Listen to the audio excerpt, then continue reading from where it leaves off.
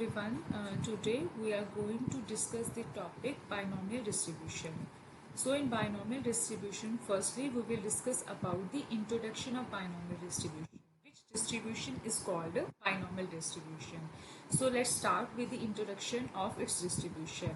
Consider a trial in which there are only two possible outcomes, say a success or failure. Then, if let P is the probability of success, then obviously 1 minus P, that will be Q. Say it is denoted by symbol Q. Then it will be the failure of any in any one experiment. Suppose we are considering a trial in which there are only possible two outcomes. One is success and one is failure. And if P is the probability of success, then automatically 1 minus P, say it is Q, it is the probability of a failure in an experiment. Let X be the random variable that equals the number of success in n number of trials. Now, to define binomial distribution, we are going to consider a random variable that equals the number of success in n number of trials.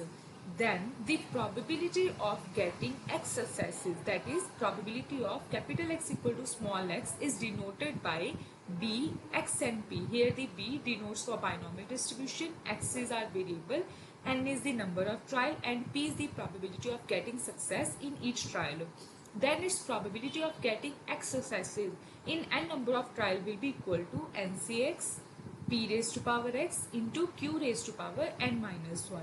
Actually, this is evaluated with the help of binomial theorem, where x varies from 0, 1, 2, 3 up to n. Means in n number of trials it may possible there is no success, there is one success, or there is two success, or there are n number of success.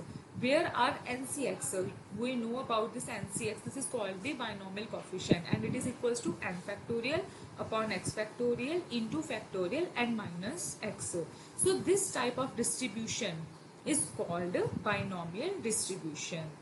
And our first note is we will write if x is a binomial random variable, then it is denoted by b and p, where n and p are called the parameters of binomial distribution. Here n denotes the number of trials and p is the probability of getting success in each trial. Now, this experiment of binomial distribution holds under the following conditions. First condition is the number of trials n is finite. So to define binomial distribution, one thing should be clear that the number of trials is always finite. Second condition is that the trials are independent of each other. Means any trial is free from another trial. There is no effect of any result of one trial to the result of another trial.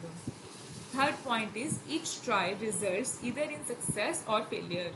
Fourth is the probability of success P remains constant for each trial. P is constant for each trial. Then we will take a look at the mean of binomial distribution. If x is a binomial distribution, then we know that the probability of getting x successes, x number of successes will be ncx p raised to power x q raised to power n minus x, where x varies from 0, 1, 2 up to n. We know that our mean, that is denoted by mu or expectation of x, in case of discrete it is equals to summation x varies from 0 to n, because the total values of x are varies from 0 to n, x into px. Here we know that the probability for x is ncx p raised to power x q raised to power n minus x. So our mu will be summation x varies from 0 to n, x into ncx p raised to power x into q raised to power n minus x. Here ncx can be written as n factorial upon x factorial into n minus x factorial. Here you can see that x upon x factorial, it is written as 1 upon x minus 1 factorial, and n factorial can be written as n into n minus 1 factorial. Here p raised to power x can be written as p into p raised to power x minus 1. And because here x upon factorial x is 1 upon x minus 1 factorial, then obviously in this step x varies from 1 to n. So here, why we are writing these all terms like this? Because you can see that summation x varies from 1 to n, n minus 1 factorial upon x minus 1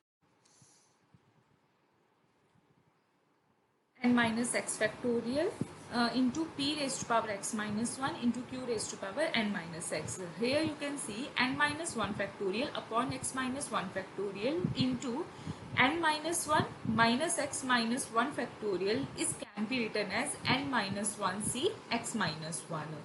And p raised to power x is p raised to power x minus 1, and q raised to power n minus x can be written as q raised to power n minus 1 minus x minus 1.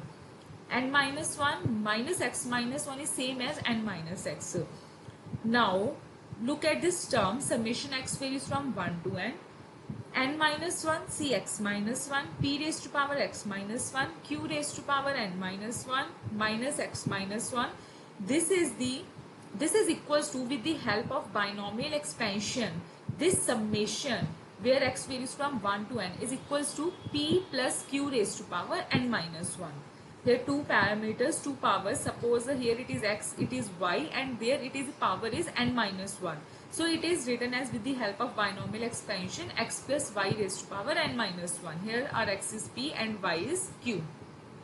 Since we know that p plus q is equals to 1, so this will be n into p. So our value of mean for the binomial distribution is n into p, where n is number of trial and p is the probability of getting success in any experiment or any trial. So in the next video lecture we will discuss about its variance and movement generating function. Thank you.